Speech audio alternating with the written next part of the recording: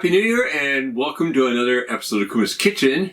And hey, you know, it's getting cold out, so nice to have something like this. Look at this.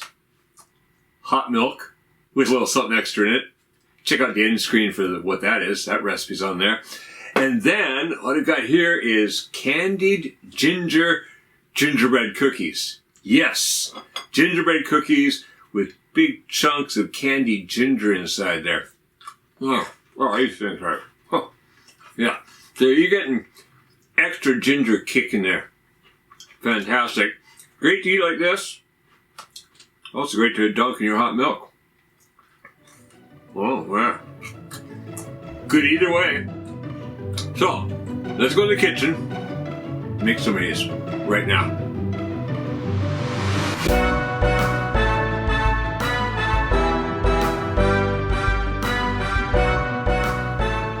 So here's our ingredients for these cookies.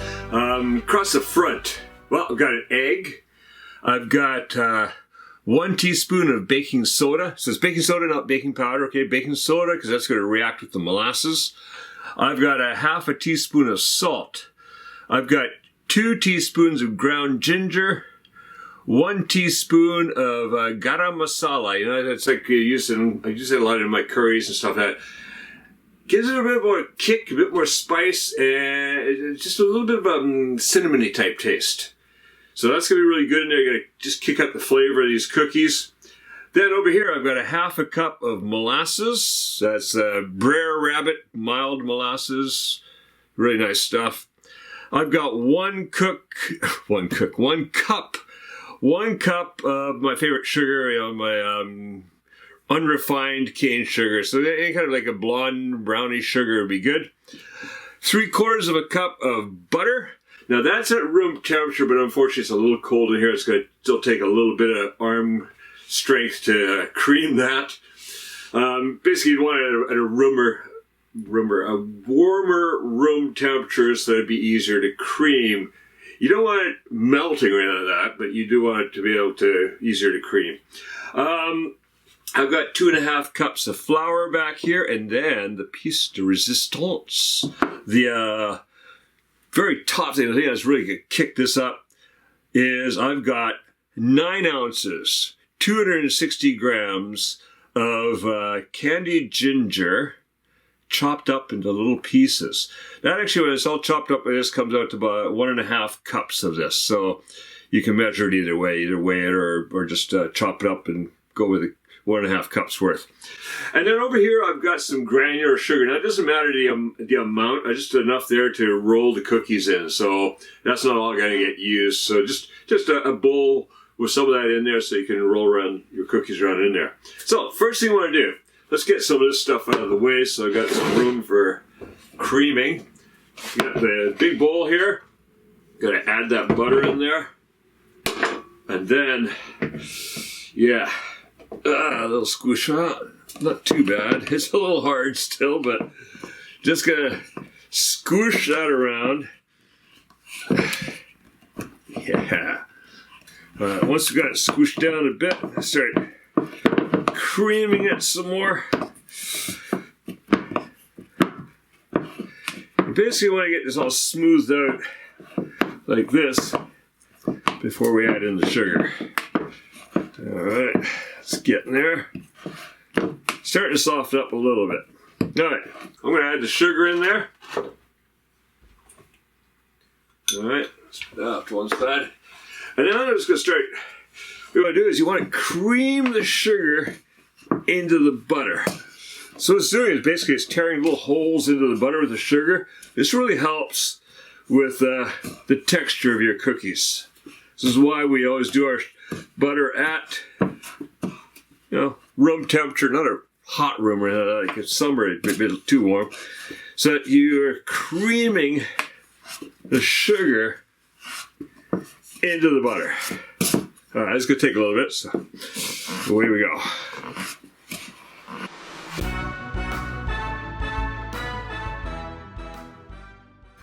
All right, see that?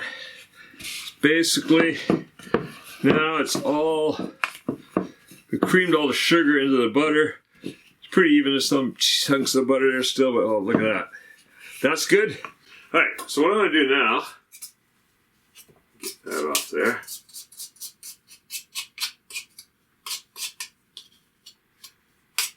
All right, going to throw the egg in there.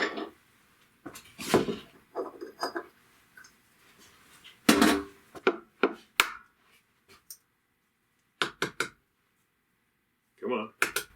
Some of these eggs do have really hard shells. We get great eggs here. Look at that. All right, that's in there. I'm going to take my electric mixer, start working that in. We'll get this nice and fluffy too. So this is going to take a little bit of mixing.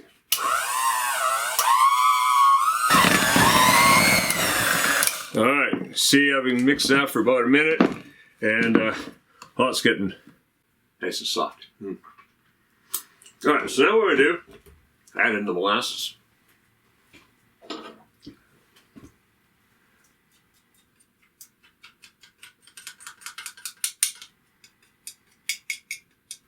All right, well, I think we got just about all of it.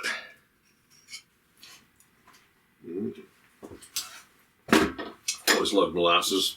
I used to, as a kid, we had blackstrap molasses to give the horses, you know, to mix it into their feed with some of their oats. I can't remember, gives them extra energy or something like that. Yeah, my job was to mix that in.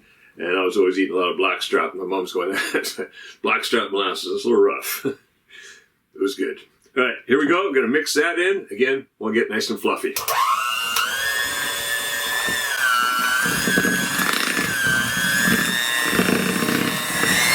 That's looking pretty smooth. Now I just got to get everything off the beaters. So that'll be a second. All right, looks like we got the majority off the beaters.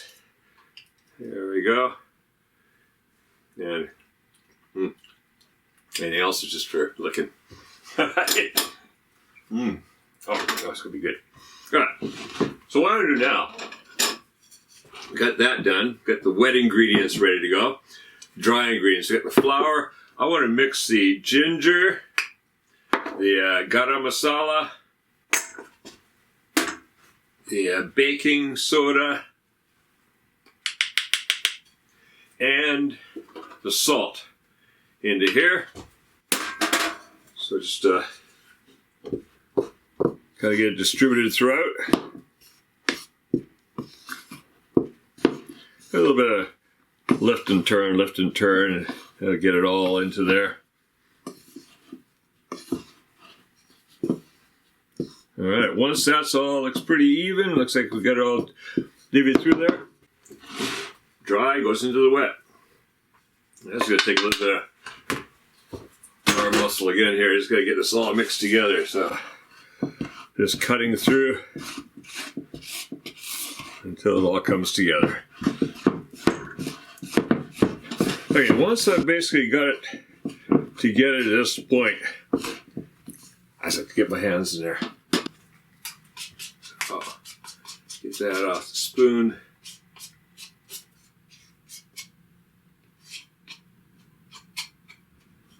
And then just get right in there and work this together. Oh yeah. All right, down I go. Bring it all together until, oh, there we go. Sticky mess.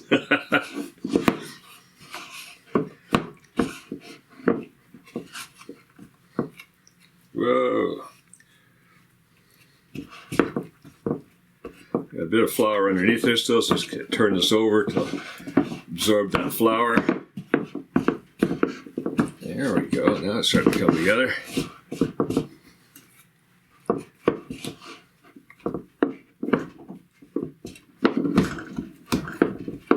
All right.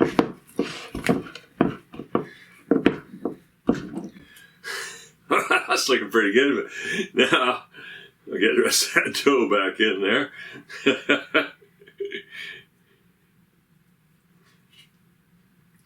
Doing my hand can be a bit messy. All right, so next thing I want to do, well, Gonna mix in all that, delicious candied ginger. This is really what's gonna make this pop. Oh, these are gonna be fantastic. So again, back to the spoon. And just cutting this through. This is gonna take a little while. Mix that in there. Away you go, just keep cutting through until the candied ginger is distributed all throughout this fantastic cookie dough.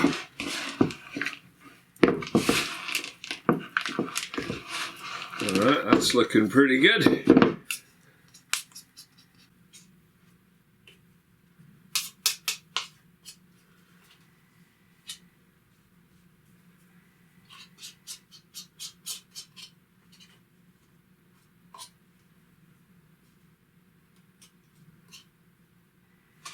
Now, grab my favorite spoon, and I'm just going to grab a spoonful of cookie dough,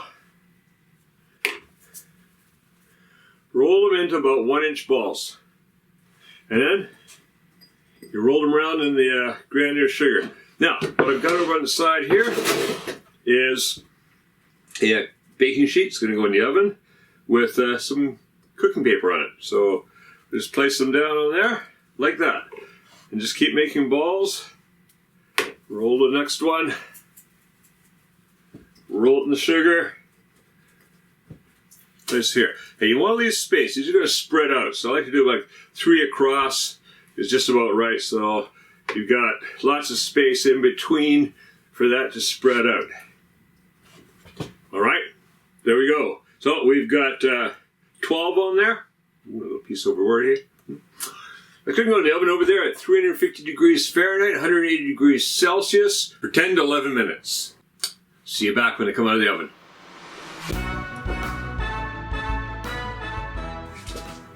All right, look at those beauties.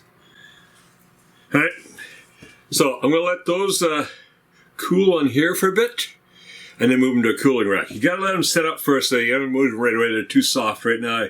They're jiggly. But about 3-4 minutes, they're starting to set up a bit. Then you can move them to a cooling rack, let them cool even more. Next batch is gonna go in the oven now. All right, see you when these are all done.